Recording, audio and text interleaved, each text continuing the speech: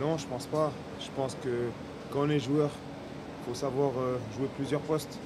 Donc quand le coach fait appel à moi, il a confiance en moi pour jouer, que ce soit latéral droit ou latéral gauche. Même si ma préférence, ça a toujours été défenseur central. Mais si je peux dépanner à ces postes-là, je le fais avec plaisir.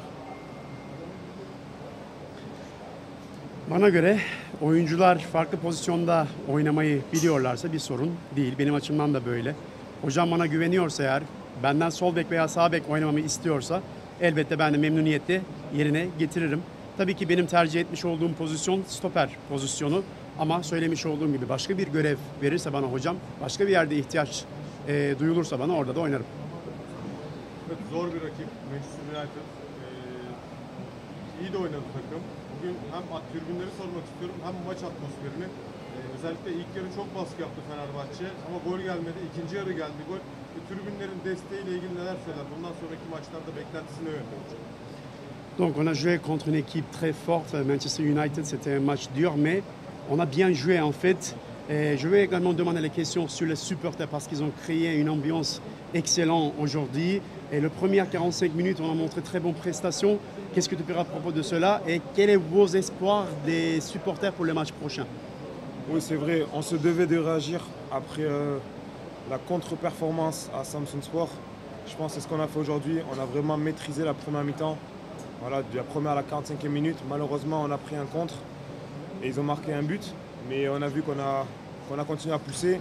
Aujourd'hui, ils ont eu un grand Onana également en face. Mais on a continué à pousser en deuxième mi-temps, on a réussi à égaliser et on aurait pu chercher encore plus pour la victoire. Evet, açıkçası Samsunspor maçından sonra bir reaksiyon ortaya koymamız gerekiyordu takım olarak. Birinci yarı iyi bir performans ortaya koyduğumuzu söyleyebilirim kolektif anlamda. Her ne kadar pozisyonlar da yaratmış olsak devreye maalesef 1-0 girdik ama vazgeçmedik, devam ettik. Oyunumuzu oynamaya devam ettik ve sonrasında 1-1'i bulduk.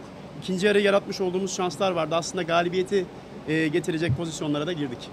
Taraftarla ilgili neler söyler? Pour les supporters, Bilgi desteği. Pour les supporters, on sait qu'ils sont toujours présents pour nous.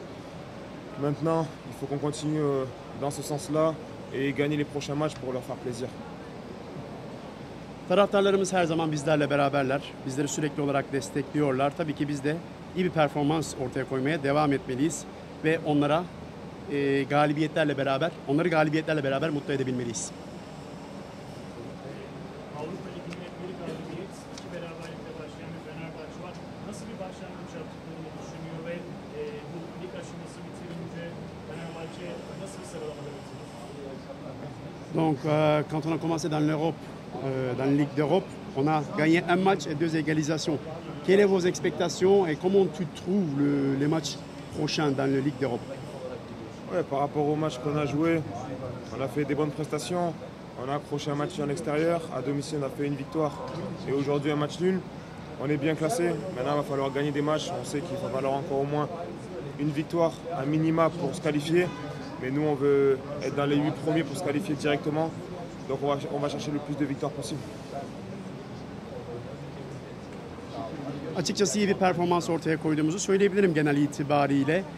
Bugün berabere ayrıldık maçtan. Söylemiş olduğunuz gibi daha önce elde etmiş olduğumuz bir galibiyet söz konusu. Tabii ki de minimum bana göre bir galibiyet elde etmemiz gerekir.